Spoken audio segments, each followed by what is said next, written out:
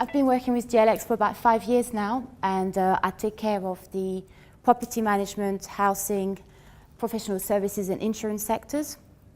So I'm account manager, but also responsible for business development. And recently I've been doing seminars on GDPR, so to educate businesses, but also to be active in the local community, because we work with the Milton Keynes Chamber and the North End Chamber. So that's what I'm going to do today. So I'm going to speak to you about GDPR, about what it is and why it is. Talk about the changes from the old legislation to this new one. And then go in details about the data breaches and the risks and fines associated with no compliance. And finally, I'll speak to you about how, as a company, we can help you to be compliant. So GDPR, so what is it? So it stands for General Data Protection Regulations, and it was literally passed in May 2016, and it will become enforceable in May 2018. And it's like an EU revision of personal data, and what they wanted to do is they wanted to give individuals in EU more control over their personal data. Personal data means any data relating to a living individual which can be identified. And that could mean your email address, your phone number, where you work, your home address, your medical records. It could mean absolutely anything. So if you think about what it's doing, basically it's here to replace the old Data Protection Act 1998, and since then communications devices and technology has advanced massively, so you've got personal data going back and forth everywhere, all over the place.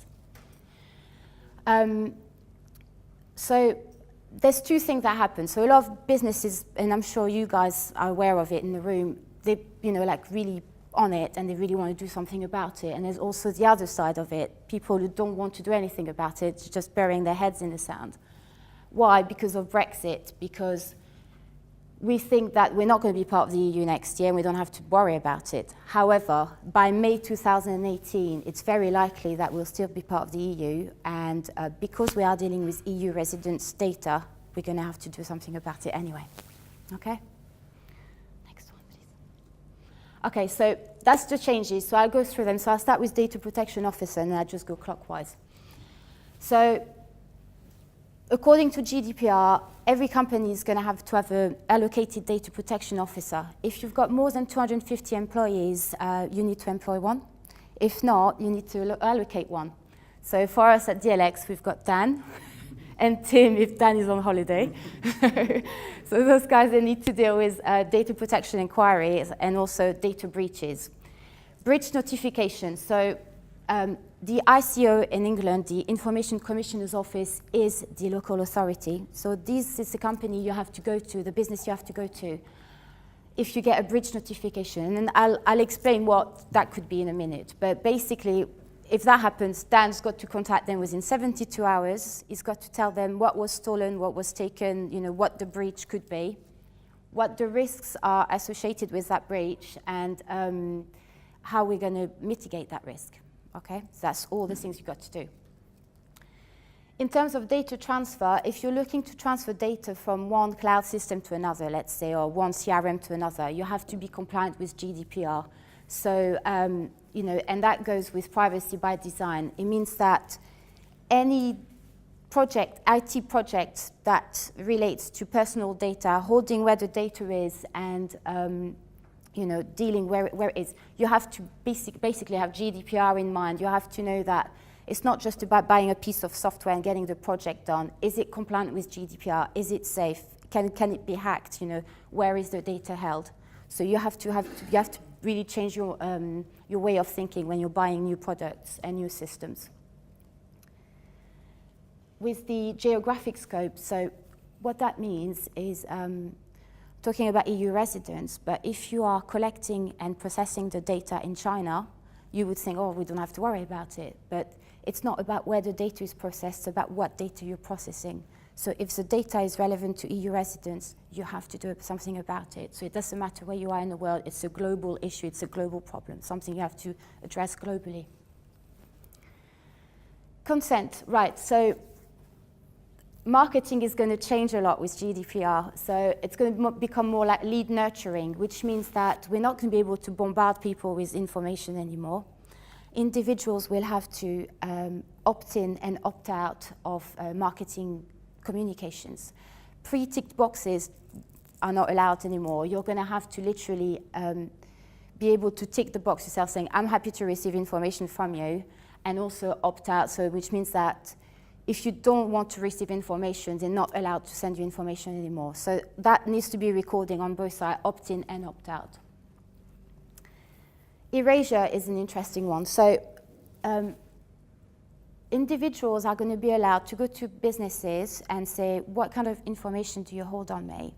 And if the company, if it doesn't apply with the company's retention policy and the data is still there, the individual can say, I would like you to erase my data because you're not supposed to keep it anymore. However, if the company still has a genuine reason to hold that data, let's say it's an HR record, they have to keep it for 5 years, then they can say no to the erasure. So it goes both ways. You can ask them to erase it, but if they've got genuine reason to keep it, then you can't do that. Fine, so I'll go to the next slide for that one because there's a bit more to talk about. So, you know, traditionally when you talk about data breaches, traditionally you think about someone hacking someone's system, someone sitting in a dark room like doing a cybersecurity breach.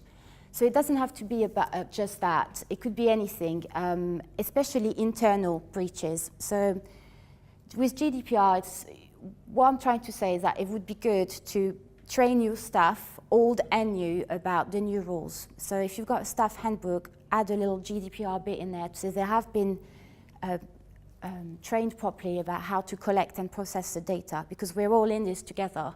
So it's your responsibility as an employer or as head of department to make sure your staff knows how to handle the data properly.